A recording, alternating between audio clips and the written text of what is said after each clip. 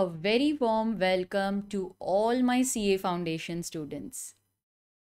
दोस्तों, आप में से मुस्कान कुमारी का एक डाउट था कि मैम ये communication of special condition standard form of contracts नहीं समझ में आ रहा है, आप प्लीज़ एक्सप्लेन करेंगे with case laws. So Muskan, here I am clearing your doubt. और मुझे पता है कि आपको ये डाउट क्यों आया है. अगर आप मॉड्यूल पढ़ोगे ना तो उसमें बहुत ही कंफ्यूजिंग तरीके से दिया है और जो केस लॉ दिया है वो एक्चुअली में प्रोविजन से कॉन्ट्राडिक्ट करता है, इसीलिए आपको कन्फ्यूजन हुई थी. लेकिन ये वीडियो देखने के बाद आपकी वो कन्फ्यूजन एकदम से क्लियर हो जाएगी. तो चलो, communication of special condition standard form of contracts पढ़ लेते हैं विद केस लॉ. अब देखो स्टूडेंट्स, आप अगर कोई कॉन्ट्रैक्ट बनाते हो तो उसमें स्पेशल कंडीशंस हो सकती हैं. अभी स्पेशल क्या होता है? देखो, स्पेशल कंडीशंस वो होती हैं जो ऑफरर डालता है कि देखो ये कॉन्ट्रैक्ट है, सादा कॉन्ट्रैक्ट है, लेकिन ये मेरे टर्म्स एंड कंडीशंस हैं. आपने भी देखा होगा ना, कितनी बार आप शॉपिंग मॉल जाते हो या फिर कोई भी दुकान में जाते हो, जब आपको बिल मिलता है उसके नीचे लिखे होते हैं terms and conditions. Her shopkeeper के, हर मॉल के, हर बिजनेसमैन के टर्म्स एंड कंडीशंस अलग ही होते हैं.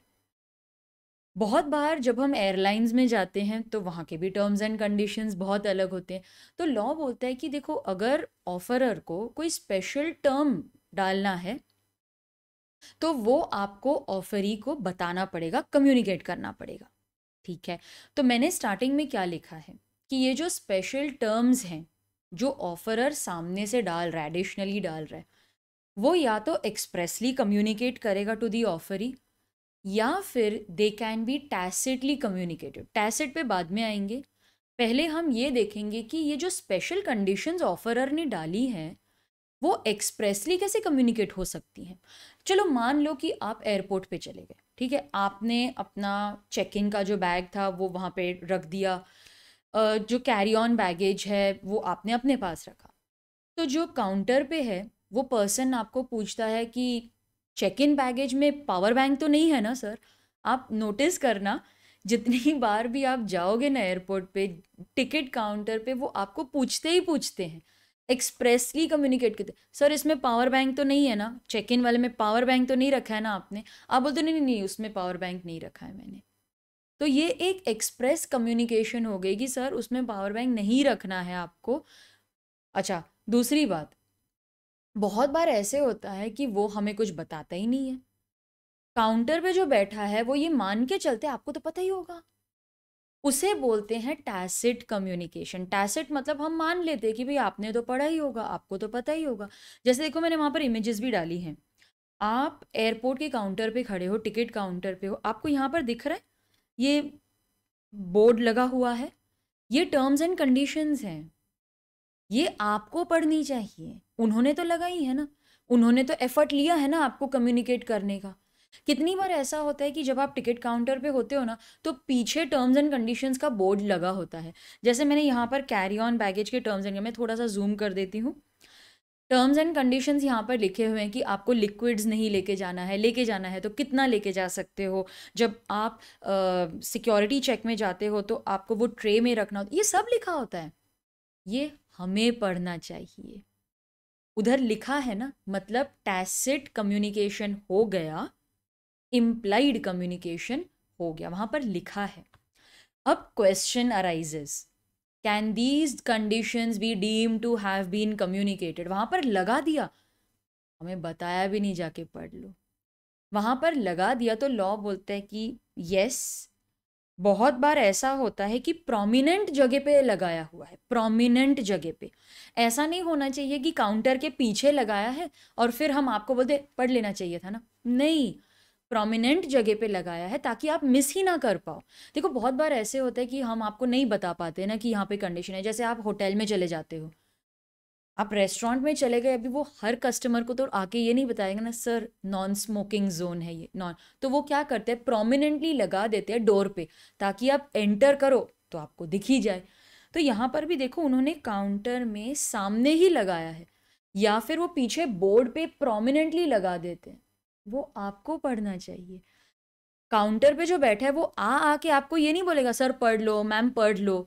लगाया है, प्रोमिनेंट जगह पे लगाया है, हम अज्यूम करते हैं आपने पढ़ ही लिया होगा, तो हाँ, दे हैव बीन कम्युनिकेटेड। अगर प्रोमिनेंट जगह पे नहीं है तो आप आर्ग्यू कर सकते हो कि हमें क्या पता कि वहां पे जाके पढ़ना था। Can the offeree be treated to having accepted the conditions? आप तो बिना आर्ग्यू किए कुछ भी नहीं बोलते, आप कोई आर्ग्यूमेंट नहीं करते, तो हम मान लेते हैं कि हाँ, आपने तो ये एक्सेप्ट कर ही लिया होगा ना, क्योंकि आपने कुछ आर्ग्यू ही नहीं किया। तो आप जब चुपचाप टिकट ले लेते हो, उसके पीछे कंडीशंस लिखे हैं वो आपको पढ़ने चाहिए। आप बिना कोई आर्ग्यूमेंट के वो टिकट लेते हो, उसमें लिखा है terms and conditions apply, see reverse, आप देखते ही नहीं हो, वो आपकी गलती है। उन्होंने तो लिखा है ना, वहाँ पे पॉइंट भी किया टर्म्स एंड कंडीशंस अप्लाई, आपको पढ़ना चाहिए। तो यस, आप अगर बिना आर्ग्यू किए उसे रख लेते हो तो मतलब आपने एक्सेप्ट कर लिया है, ठीक है।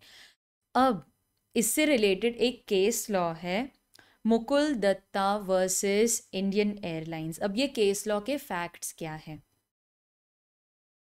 Mukul Datta purchased a ticket from the ticket counter, ठीक है, वो एयरलाइन पे गए, उन्होंने टिकट काउंटर से टिकट खरीद ली। काउंटर पे प्रोमिनेंटली डिस्प्लेड था, आप ये वर्ड पे ध्यान दे रहे हो, प्रोमिनेंटली डिस्प्लेड थी the conditions about carrying luggage on board.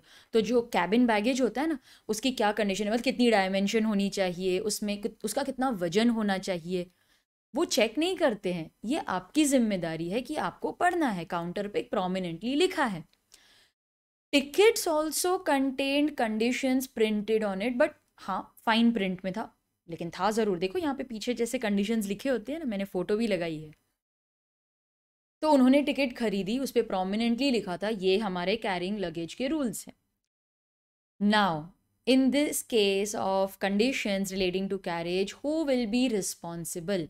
क्या एयरलाइन रिस्पॉन्सिबल होगी कि उन्होंने मुकुल दत्ता को एक्सप्रेसली नहीं बताया, या फिर ये मुकुल दत्ता की रिस्पॉन्सिबिलिटी है कि उन्हें जो कंडीशंस थे कैरी ऑन लगेज के वो खुद पढ़ने चाहिए थे? क्या लगता है आपको स्टूडेंट्स, क्या लगता है आपको?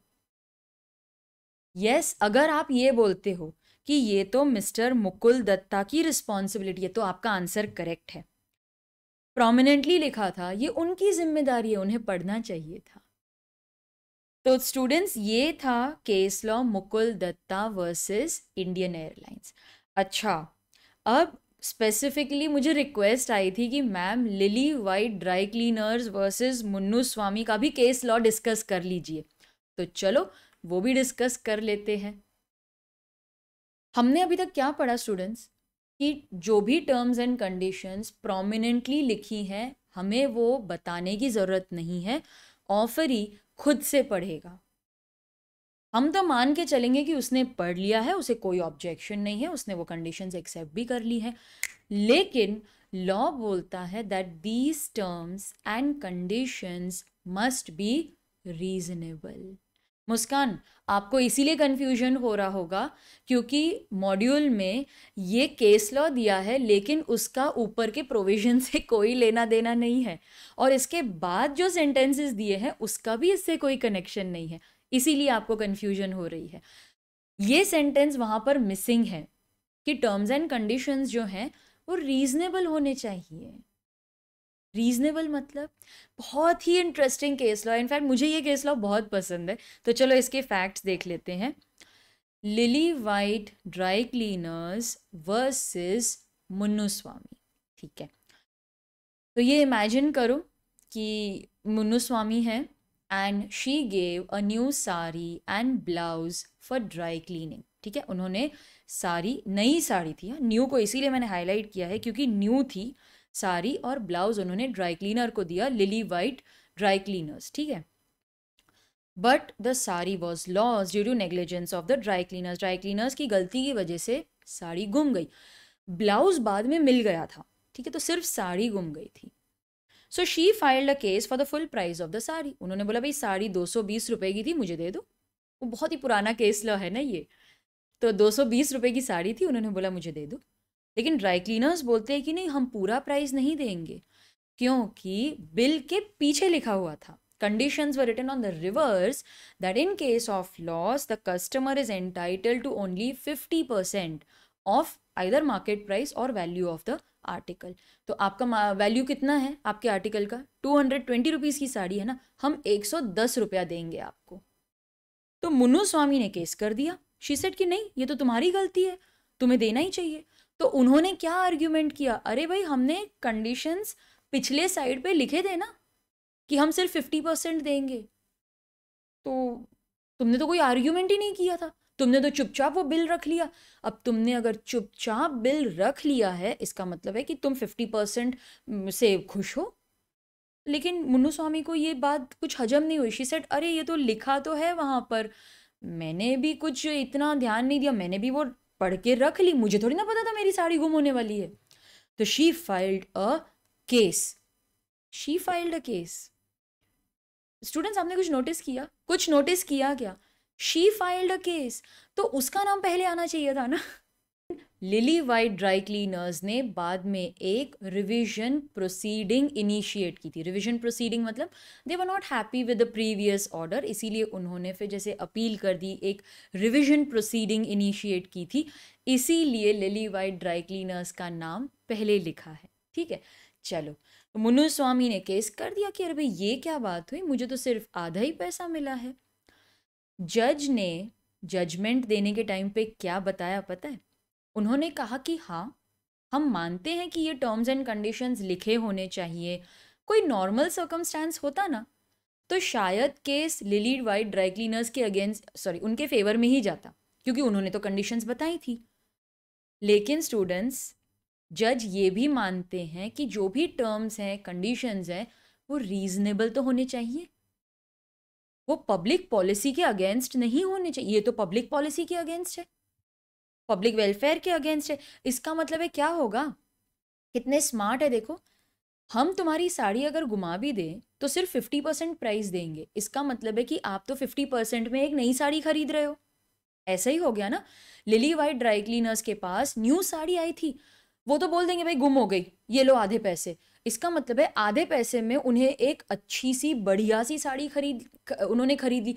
तो फिर तो वो जितनी भी नए नए कपड़े आ रहे हैं ना उनके पास, वो बोलेंगे नहीं भाई ये तो खो गए, मिस अप्रोप्रिएट हो गए, ये लो आधे पैसे। उन्हें तो आधे प्राइस में फिर ऐसे गारमेंट्स मिल जाएंगे। तुम तो फ़ायदा उठा रहे हो ये कंडीशन डाल के। कंडीशन रीजनेबल नहीं है, इसीलिए केस मुन्नू स्वामी के फेवर में गया and lily White dry cleaners lost the case. तो भले ही कंडीशंस उन्होंने लिखे थे, लेकिन वो रीजनेबल नहीं थे, इसीलिए वो हार गए। तो स्टूडेंट्स, ये था concept of special conditions.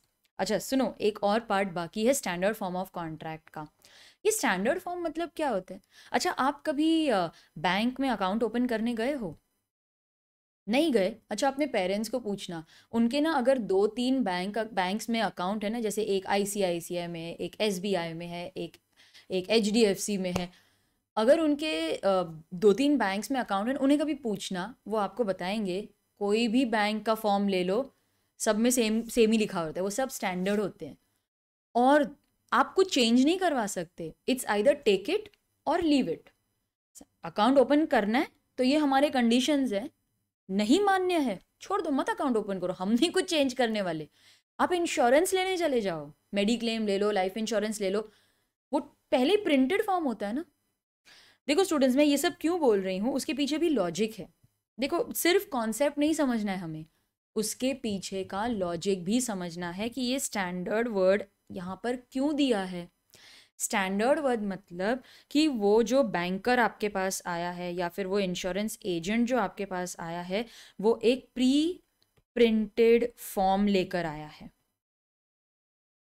Contracts ऐसे थोड़ी ना बनते। हम तो क्या पढ़ते आए हैं कि ऑफरर पहले ऑफर देता है, फिर ऑफरी उसे एक्सेप्ट करता है। इसका मतलब है हमारे माइंड में तो हमेशा यही था कि ऑफरर एक एक ऑफर बनाकर लाता है, मतलब कोई स्टैंडर्ड फॉर्म नहीं होता, हर केस यूनिक है। यस और नो? हमारे दिमाग में तो ऐसे था, वो ऑफर देता है, फिर ऑफर ही उसको बोलता है कि हाँ मुझे मंजूर है या नहीं है। फिर हमने तो ऐसे ही पढ़ा था ना कि ये कस्टमाइज्ड होता है, हमारे दिमाग में ऐसा था। लेकिन जो ये स्टैंडर्ड फॉर्म ऑफ कॉन्ट्रैक्ट्स होते हैं ये सब प्री प्रिंटेड होते हैं। आप अकाउंट ओपन करने जाओ, कोई और जाए, कोई तीसरा जाए, सबके लिए वो सेम फॉर्म है, सेम फॉर्मेट है, इसीलिए उन्हें स्टैंडर्ड फॉर्म ऑफ कॉन्ट्रैक्ट्स बोलते हैं, क्योंकि हर किसी के लिए वही फॉर्म है। दूसरी बात, आप कुछ चेंज नहीं करवा सकते इसमें, आइदर टेक इट और लीव इट, ये सिचुएशन होती है हमारी। लॉ बोलता है ठीक है चलो, तुम्हारा प्री प्रिंटेड फॉर्म है, स्टैंडर्ड फॉर्म है, हम मानते हैं, लेकिन जो भी टर्म्स एंड कंडीशंस है ना वो ऑफरी को बताओ। फाइन प्रिंट तो फाइन प्रिंट लिखो वहाँ पर। इसीलिए तो आपने रेडियो पे सुना होगा ना, म्यूचुअल फंड इन्वेस्टमेंट के टाइम पे, mutual fund investments are subject to market risk, please read the offer document carefully before investing. क्योंकि पता है रिस्क है, अवेलेबल है डॉक्यूमेंट, पढ़ लो, फिर बाद में ये मत बोलना हमें बताया ही नहीं। तो ये जितने भी फाइन प्रिंट वाले हैं ना, उसमें लॉ बोलता है ठीक है हम मानते हैं तुम्हें वो फाइन प्रिंट रखना है, लेकिन एटलीस्ट ऑफरी को वो कम्युनिकेट तो कर दो। नहीं कम्युनिकेट किया तो ऑफरर लायबल होगा कि तुमने कंडीशंस बताए ही नहीं। अच्छा उसने बता दिए, भले ही फाइन प्रिंट में लिखा है, आपको पढ़ना चाहिए। तो स्टैंडर्ड फॉर्म ऑफ कॉन्ट्रैक्ट्स क्या होंगे? Railways, shipping, banking, hotel, dry cleaning, उनका सबका फॉर्मेट सेम है, फिक्स्ड है। These special terms, conditions must be brought to the notice of the general public. फिर पब्लिक की जिम्मेदारी है उसे पढ़ना। अगर हमने तो कम्युनिकेट कर दिया, आप नहीं पढ़ते, फिर वो आपकी गलती है। You can not take action against the offerer, या इन ये केस में वो कंपनीज के अगेंस्ट। तो स्टूडेंट्स आई होप आपका ये जो डाउट है वो क्लियर हो गया होगा। बहुत ही सिंपल है, एक समरी बना लेते हैं, राउंड अप कर देते हैं कि आप अपने कॉन्ट्रैक्ट में ये स्टैंडर्ड कंडीशन, स्पेशल कंडीशंस डाल सकते हो, बट शर्त एक ही है, सामने वाले को बताओ, कम्युनिकेट करो, प्रोमिनेंटली लिखो। वो नहीं पढ़ता है फिर वो उसकी जिम्मेदारी। अगर आपके टर्म्स एंड कंडीशंस अनरीजनेबल हुए, then in that case you cannot enforce those terms and conditions in the court of law। ठीक है, तो स्टूडेंट्स आई होप आपका ये डाउट क्लियर हो गया होगा, आपको केस लॉज भी समझ में आ गए। आपका और कोई भी डाउट है लॉ से रिलेटेड तो आप मुझे कमेंट सेक्शन में लिखना और मैं आपके लिए वीडियो ज़रूर बनाऊंगी, ये मेरा प्रॉमिस है। लेकिन जाते जाते अच्छा लगे अगर वीडियो तो शेयर करना, लाइक करना और आपके चैनल थियोरी मास्टर्स लर्निंग को सब्सक्राइब ज़रूर करना।